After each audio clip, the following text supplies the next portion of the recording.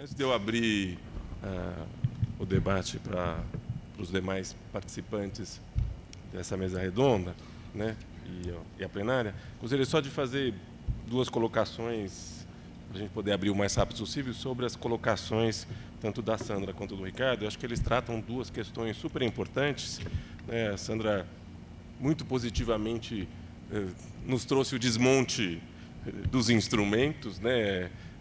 E aí eu gostaria que ela comentasse um pouco se chegou a trabalhar um pouco o novo desmonte dos instrumentos, quando a nova lei de regulação fundiária trata, ele altera no mínimo umas 80 leis nacionais, e ele altera consideravelmente elementos da Lei 67666, do Estatuto da Cidade, do Código de Obras, do Código Florestal, que são elementos fundamentais que discutiam a questão ambiental. Então, na verdade, apenas pequenas alterações, incisos e artigos, na verdade, é quase o corte uma reformulação total das anteriores. Então, eu acho que não é só um momento drástico que a gente está, mas assim um desmonte, quase um golpe, né, neoliberal sobre as nossas legislações e sobre a possibilidade de uma reconstrução ou de desafios para as políticas urbanas e ambientais, né? Então, queria que você comentasse um pouco porque, junto com isso, você falou muito da importância dos conselhos na sua última fase, e a gente sabe muito bem também que foi extinto o Conselho das Cidades, então todo o espaço que era conselhos nacionais, estaduais e municipais, né, foram inviabilizados, mas não deixamos de lutar, né? Tem órgãos que estão, instituições, né, grupos sociais que estão, mas existe um desmonte muito forte. Eu queria saber um pouco se você trabalhou ou está trabalhando um pouco o que essa nova legislação também tem interferido nesse nosso desmonte, né?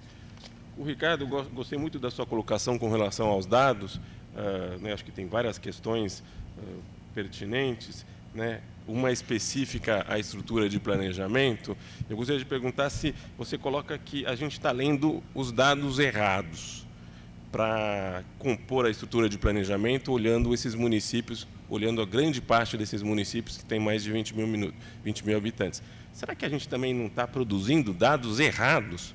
Porque eu me pergunto, eu uso bastante a palavra miopia metropolitana. A gente constrói uma estrutura de planejamento metropolitano. E aí a gente quer vender para todos os municípios essa realidade metropolitana. Então, é uma miopia metropolitana, né?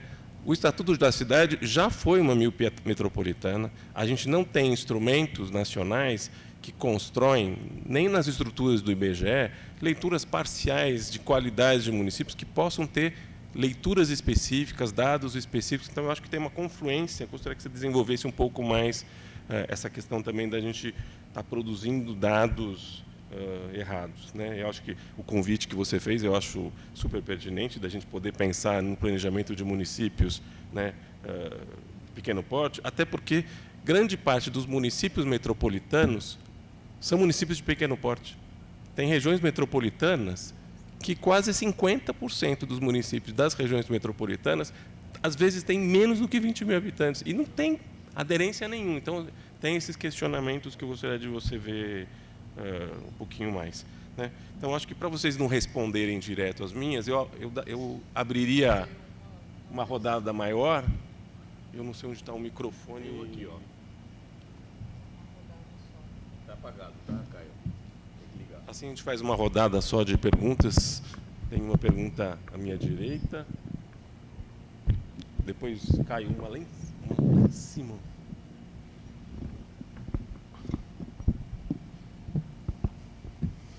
Agora eu deixo para vocês. Oi. Eu gostaria de, primeiro, parabenizar a apresentação da Sandra, né?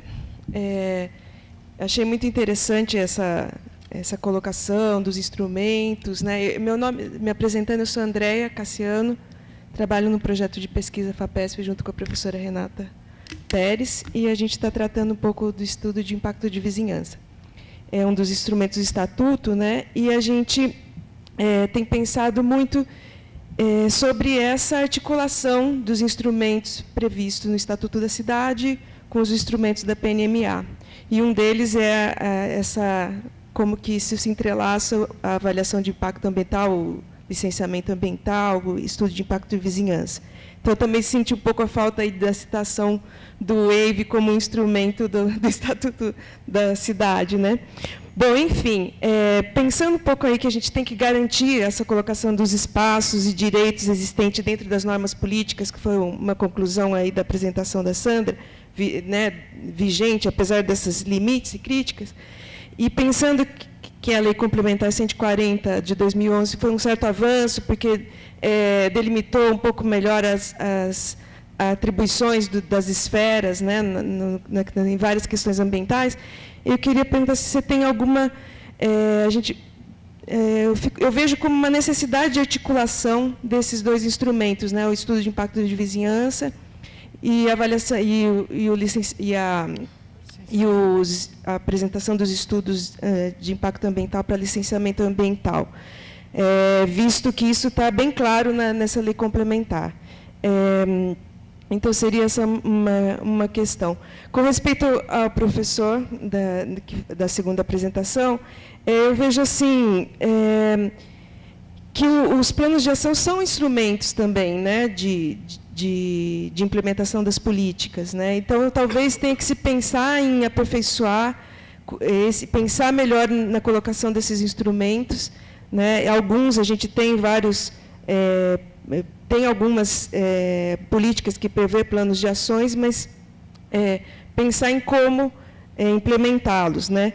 Agora, eu acho assim, no caso das cidades, né, a gente tem o direito, né, social da cidade, um direito bem cristalizado, pelo menos na legislação. Então, tem um certo limite entre o individual e o coletivo, que a gente precisa realmente trazer essa cultura, né, que as pessoas compreendam que não é só a propriedade tem direito de fazer o que quiser. A gente tem uma cidade, a gente tem que pensar no direito da cidade para todos. Então, é só uma colocação, mas era isso. Obrigada. Acho que eu fui muito infeliz, o cara achando que eu estava defendendo o livre-arbítrio. Pelo amor de Deus. Só 5 minutos Não, eu cada vou um. assistir. Vou deixar assim. Pode ficar tranquilo. Boa tarde. Primeiro, parabéns pelas apresentações, foram muito boas. Meu nome é Rebeca, sou da Universidade Estadual do Maranhão. E, olhando as duas apresentações, principalmente a apresentação do professor Ricardo, me veio bastante aquilo que o outro falou sobre a questão das metrópoles. Hoje, lá no Maranhão, depois de vários anos, é que foi instituído, de fato, a região metropolitana da Grande São Luís. São 13 municípios e somente a cidade de São Luís é uma cidade que, digamos, que se expressa entre as demais. A segunda maior cidade só tem 165 mil habitantes, então é uma diferença muito grande entre as cidades, tanto que a menor cidade de lá só tem 12 mil habitantes. Então, é uma política metropolitana aplicada em uma cidade até mesmo rural. E, realmente, a questão dos municípios pequenos dali se vê bastante, porque o que se divulga hoje é que o governo conseguiu, de fato, institucionalizar a região metropolitana, mas, quando a gente vai olhar, de fato, quem são esses municípios, vê uma diferença enorme e vai perceber, principalmente, que são municípios muito pequenos. Então, é mesmo... assim, eu queria que você pudesse comentar sobre isso, essa questão das metrópoles, como ele já havia falado, porque o que a gente percebe é que se tenta implantar, por exemplo, há muitas cidades lá, das 13, somente 5 cidades possuem plano diretor. Então, hoje se discute a questão do plano diretor integrado entre eles, mas não se tem nem o básico. Então, essa questão mesmo das metrópoles e dos municípios pequenos, porque hoje, com o Estatuto da Metrópole, muita coisa foi mudada. Então, para que eles pudessem acompanhar essa questão do governo federal, eles começaram a fazer essas políticas. Então, o que se mostra na mídia é uma coisa, mas, na realidade, é totalmente diferente, né? Então, essa região metropolitana está, de fato, implantada no papel, mas talvez, na realidade, não venha a se aplicar. Então, por isso que eu queria que o senhor pudesse falar um pouco sobre as questões das metrópoles, as questões desses municípios pequenos, como o senhor tinha falado. Rapidamente, 5 minutos. Bom, sobre essas mudanças da legislação ambiental, e generalizando ambiental aqui, porque a MP da regularização não é só não afeta só a questão ambiental. Na verdade, tudo isso já estava em curso, né? Isso não é de agora. Isso já são demandas antigas. Eu lembro muito bem, até a Sandra antes estava aqui lembrando, 2008 deu desastre lá em Santa Catarina e tinha já uma reforma em andamento do Código Estadual de Meio Ambiente que passava as APPs para 5 metros. O Estado sofreu um desastre em 2008, em novembro, e em dezembro tramitou a lei, com 5 metros de APP. Quer dizer, nem o desastre foi suficiente para sensibilizar a tal da massa, né, querendo flexibilizar a legislação ambiental. Isso foi 2009, lá, o caso de Santa Catarina, mas 2012 foi o Código Florestal. Quer dizer, já tem um processo andando já de tempo em relação ao desmonte da legislação ambiental brasileira, da flexibilização de direitos sociais em torno da propriedade da terra, da criação de áreas indígenas, do direito da função social da propriedade. Tem um pacote aí que já tá rodando faz tempo. Só que aí aconteceu a tempestade perfeita, né? Que junta-se a isso o desenvolvimento, o pico, né, a crise e o pico do agronegócio e da produção primária como fator de desenvolvimento, o que dá força ainda mais para esse grupo, para essa agenda, e, do outro lado, a desmobilização da sociedade civil. E aí nós temos a nossa culpa, porque eu sou da geração que ficou super feliz com a Eco 92, que achou que a política de recursos hídricos ia, né, e que o Estatuto da Cidade, e agora é a Política Nacional de Risco. A gente sempre fica feliz, né, quando tem essas políticas. E aí passa um tempo, a gente desanima. Então, assim, teve um processo muito grande também de desmobilização, não só dos agentes sociais, mas também, eu acho, da nossa parte, de abandonar um pouco esses espaços, que aí vem os conselhos, etc. E tal.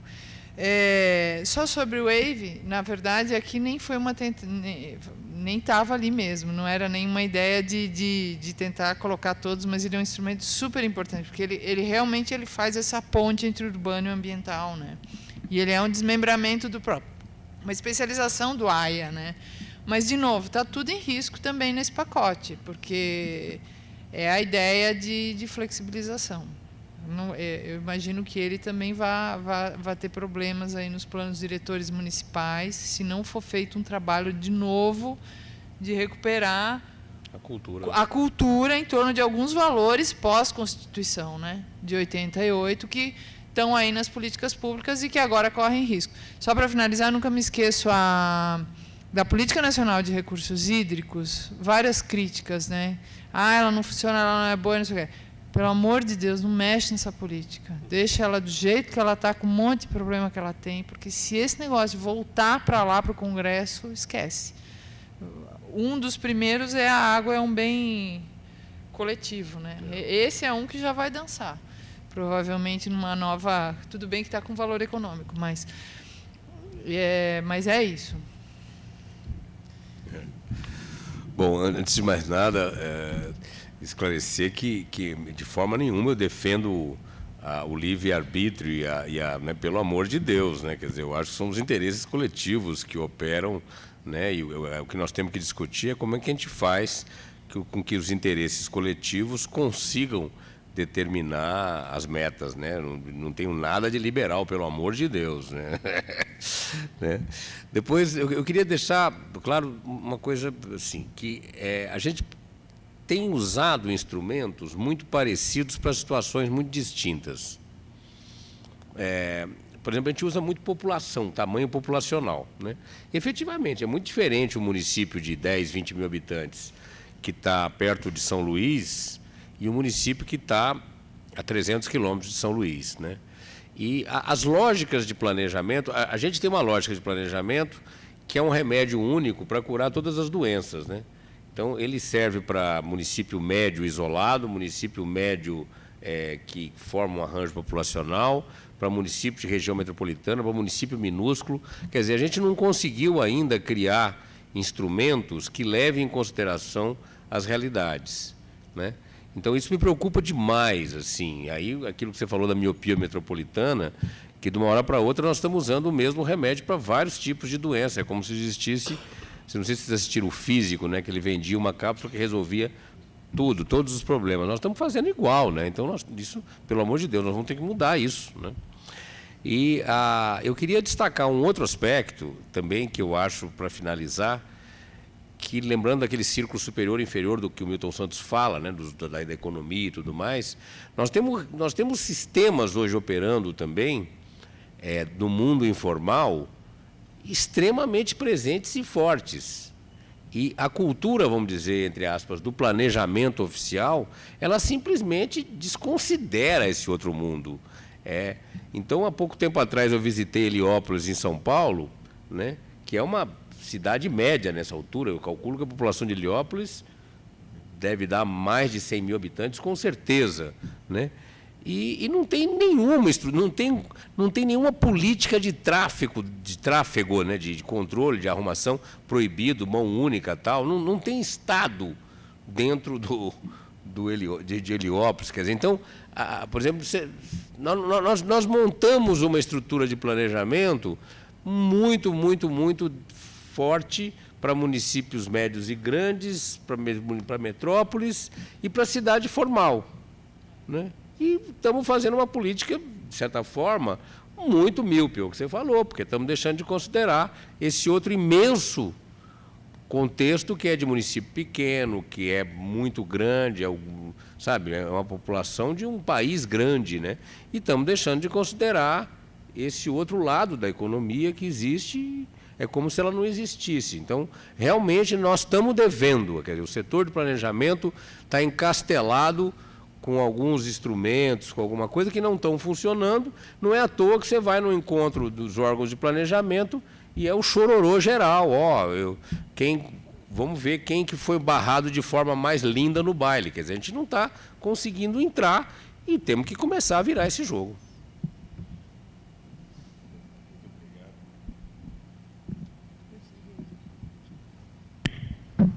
Mais uma vez, muito obrigado, Sandra Moon, Ricardo Moretti, pela grande contribuição nessa mesa redonda. Então, mais uma vez, obrigado aí.